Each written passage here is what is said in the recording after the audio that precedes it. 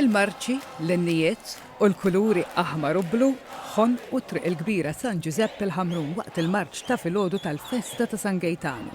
Il-Briju laħaq il-qofol tiegħu quddiem iż-żewġ każini tal-lokalità.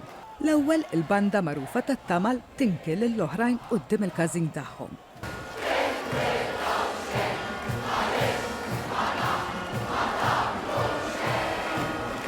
U aktar tard, il-banda magħrufa tal-Miskina tinkil il-tat-Tamal quddiem il-każin tagħhom.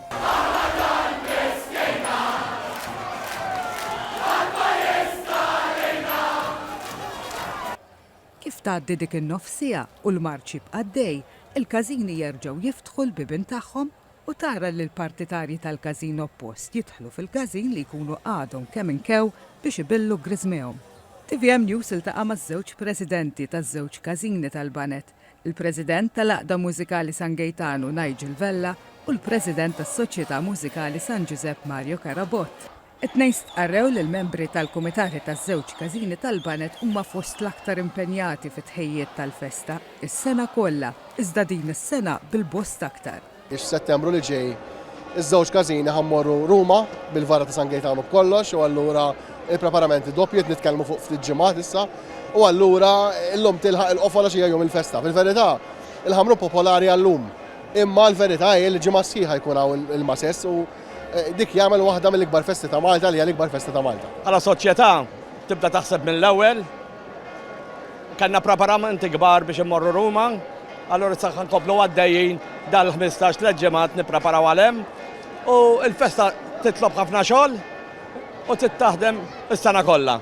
Però hemm kummissjonijiet li jaħdmu li nista' noqgħod fuqhom dejjem. Kif jiġdu l-filmat il-festa ta' San Gejtanu tal-Ħamrun jagħmlu għaliha ħafna nies. Mhux biss il-Ħamruniżi li għadhom jgħixu fil-lokalità, imma wkoll Ħamruniżi li llum jgħixu f'xi lokalità oħra fil-Gżejjer Maltin. Jew saħansittra barra minn Malta u jkunu jridu jibqgħu jiċċelebraw din il-festa u jgħaddu t-tradizzjoni lil uliedhom. Magħhom jingħaqdu ħafna nies oħrajn minn kull rokna ta' Malta li wkoll għandhom għall-qalbhom din il-festa. Il-Ħamruniżi dilettanti ħafna u tal-festa. U issa ħajkollna di l-vara li ħajħduha l-Italja u xek. Allura kulħadd ferħan u biha, allura kulħadd jingħaqad għall-festa Ħamruniża. Aħna kuljum ġejna, kuljum, minn nhar it-tnejn sal-lejla. Ġifieri xi ħaġa da fina ħobbu għall-festa aħna. U nanna dejjem kienet tipprepara ikla kbira, nannu kien iġibna għall-marċ. U dak il-ħsieb illum nipprova nżommu anki ma' tfal. U fil-fatt illum kuntenta ħafna li qiegħda hawnhekk ma' tliet tfal tiegħi. Il-festa tal-Ħamrun hija xi ħaġa kbira u xi ħaġa li tfisser ħafna lija, li speċi aħna l-Ħamruniżi ningħaqdu kollha flimkien anke hemm bżonn ikunu mill-Ħamrun imma minn kull imkien, banet flimkien u niċċelebraw dil-festa. Sfortunatament illum l-aħħar ġurnata. Il-Briju f'din il-festa baqa' għaddej sa tard wara nofsinhar.